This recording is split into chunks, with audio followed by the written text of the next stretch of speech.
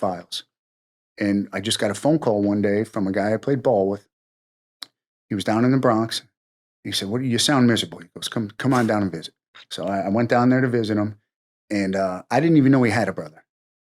And so we're sitting on the stoop, and this guy pulls up in a Corvette, and he gets out, and he's the coolest looking mother I've ever seen in my life. Back then, remember, this is Miami Vice days, right? He had the kind of fan back, long hair, and he's wearing an open shirt, and he had a Beretta 92F stuck in his waistband there. And I'm looking, I'm like, man, this is a cool dude, man. Yeah. Right? And he walks in, and it turns out he was a DEA agent.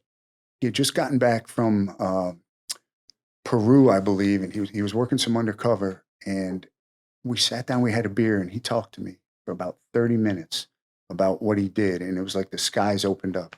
And I found my direction right then. I wanted to be an undercover agent. What was it specifically? I mean, besides him just looking like a cool mother, was there anything that he said? Was there anything that made you think I could do this well? So it was the concept. It was the concept he talked about of the game. So it's kind of your skill against their skill, right? If you're better than them, they're going to prison, right? If they're better than you, they're going to sniff you out, right? Things might end bad for you, or you're just going to have to walk. But it was that concept of the challenge and of the game, right? To see, who's got better skill. And in the end, if you win, right, you've done something good, right? You've taken a violent, bad person off the street, someone who's putting, guns out on the street, or, large quantities of dangerous drugs or whatever it is. So I loved that it was kind of almost a sport, right? Yeah.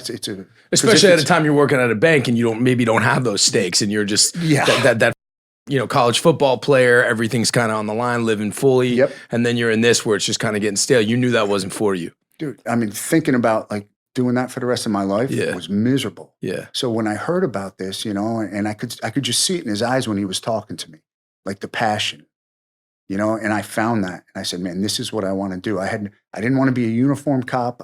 Law enforcement was never even on my radar, but the thought of being an undercover agent, it just appealed to me. And that was it. And as you know, you don't just become an undercover agent, sure, right? You pay your dues, and from that point, by the time I was able to get hired and work through, it was probably 8 years before I started actually working undercover. But once I did, that was it. I have a guy who's really, really close to music, career undercover guy down in Shreveport, Louisiana, a guy named Carl Townley, who's just we've gotten enormously close over the past 12 years. And one thing he always talks about is sort of like this fine line. He always says, like, look, man, if I didn't become a cop, I would have been a criminal. He was like, and one thing that he always talks about is that, like, it's one word for it is maybe empathy, one word for it is maybe respect, but that you see people just because they're on the other side of the field, you see people and you see the situation that they came up in, and you actually start feeling for them and you start caring about them, and I really we'll talk about that eventually, about like sort of betrayal and what that feels like for you. But why did you know you'd be good at it? I always had that hustler in me, that hustle. Whether it was just trying to make extra money or whatever it was, I was good at it. I was good at talking to people. I was good at going into a bar. And this is something I've always said, and it's super corny, but it really is true. If you have game, if you're that guy who can go into a bar and you're not like some Brad Pitt looking dude, and you can pull the hottest chick out of that bar, sure, you're going to be good at undercover. You have some natural game. Yeah. I could bring my crew in here of guys, and none of them look like Brad Pitt. I can tell you that. Yeah. And they would sit here, and it would look like, prison just got out. Yeah. But I'll tell you what, all these guys, they're phenomenal skills. First thing you'll notice about them is that, wow, these are really smart guys. Like after you get past what they look like, these guys are really smart. And then you see their game. These guys got game. And those guys, in their younger days were always guys who could pull the hottest chick out of a bar, even though they weren't the best looking dude in that bar. Sure. They knew what to say. Game? Like, what, in your words, what is game?